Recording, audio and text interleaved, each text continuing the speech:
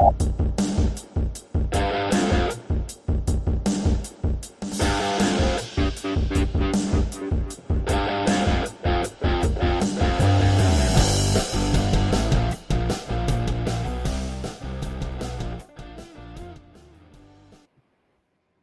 morning, hockey fans. This is Stephen Heisler with HeisHockey.com. Hello, good morning. The Victorious Hockey Company and the Junior Hockey Discussion Group on Facebook. You are watching the Junior Hockey Morning Show. We are on the World Sports Broadcasting Network, WSBN.TV, Facebook, Twitter, YouTube. Hopefully you guys, and Monday, all during the regular season, we bring in the wrap. We'll go through the leagues today from the NAHL, USHL here in the United States, and from the BCHL to Manitoba in Canada. What an incredible week of junior hockey. Did you happen to see what happened with the North American Hockey League's Maine Nordiques win on Saturday over the Maryland Black Bears? That was crazy.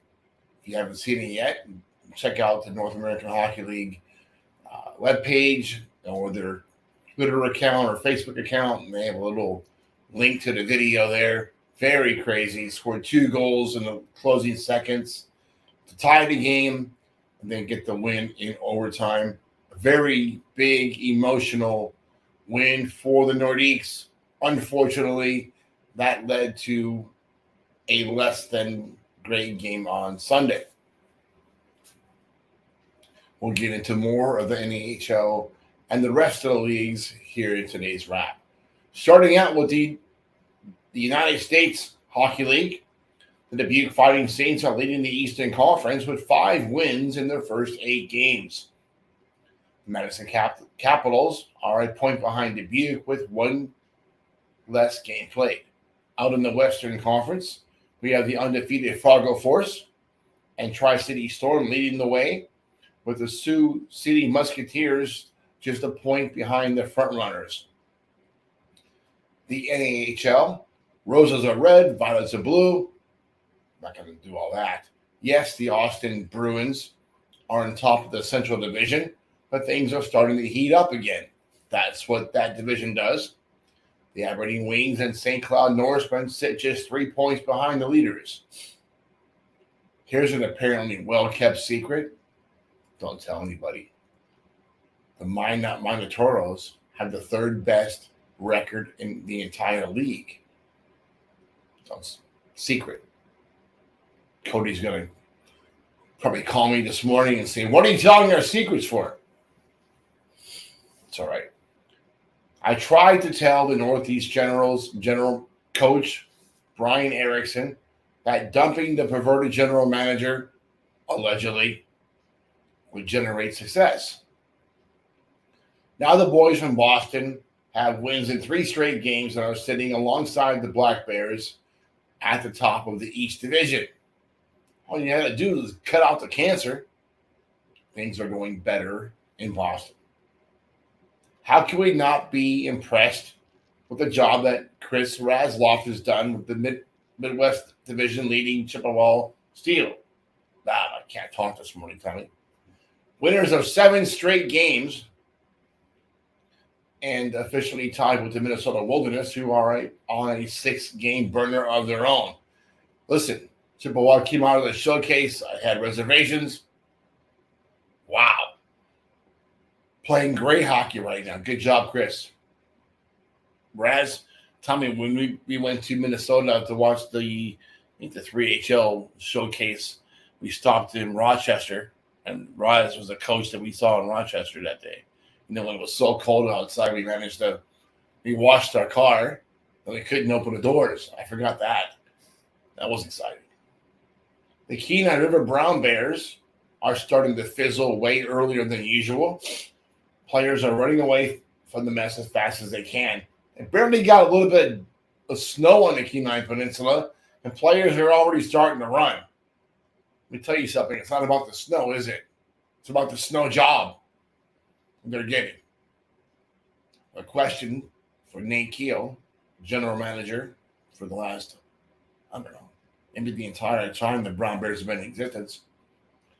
Do the new players have to pay the full fee, or is that actually prorated? We're going to find out. Poor guys going there. Kenai River and the Merritt Centennials are two peas in a pod. The Lone Star Brahmas 6-game win streak has elevated the club to the top of the South Division standings, but both Oklahoma Warriors and El Paso Rhinos have better winning percentage records at the moment. In the BCHL, the British Columbia Hockey League, there's only one undefeated team right now, and that is the Surrey Eagles. The Victoria Grizzlies share the Coastal Division lead with Surrey. And it's the same old in the Interior Division. Yes, that means the Petiton V's are leading the way with 14 points through the first 9 games of the season. Vernon Vipers actually have a better winning percentage at this point, 857, with just a single loss in the first 7 games of the season. I need some water. Usually I would have coffee, but I gave it away. The Alberta Junior Hockey League. There are 3 teams sitting in the top of the league table this morning. Shocker, the Brooks Bandits, Black Falls Bulldogs, and Sherwood Park Crusaders. To make things even more interesting, the Judd Miller Dragons are just a few points behind the leaders. I like how the AJ does it. They don't break off into divisions, just one table for the whole entire league. Makes sense. I'm kind of concerned what's going to happen next year. We'll see that later. The Saskatchewan Junior Hockey League, once again, the Vatera. Can I say that word right without rolling my R's? Damn, Spanish has messed my whole life up. But then the Vatera division is being led by the high-flying Weyburn Red Wings. Now 4-2-0-3 after a disappointing week. The division lead has dwindled to a single point ahead of the second-place Melville Millionaires. The Neutron Division's Humboldt Broncos remain undefeated in regulation and are now in sole possession of first place. Battleford's North Stars are 3 points behind in second place. It's beginning to look like the Flin Flon Bombers. I messed up something here. Of the Sherwood Division are going to make a run for it. Already 9-0-1 to start the season, they appear to be powerhouse to deal with this year. This has been a rough show, Tommy. My voice and speech is just completely thrown off. Manitoba Junior Hockey League. Dolphin Kings lead the MGEU West Division. Their lead has been reduced to a single point over the Verdun Oil Capitals. There's a logjam at top of the MGEU East Division. The Winkler Flyers, Steinbach Pistons have a slim 1-point lead over the Niagara Nighthawks. All right, let me explain myself. When I have a headache, my speech gets a little bit off. It's kind of why I got out of radio a number of years ago. This is what my kids and I have been dealing with for the last kids for 18 years. But I'm going to continue to try to get the show out regardless when that happens. Hope you didn't like today's show, but we'll try to do a little better tomorrow. Until then, hope that you enjoy your morning coffee, beer, wine, tequila, whatever you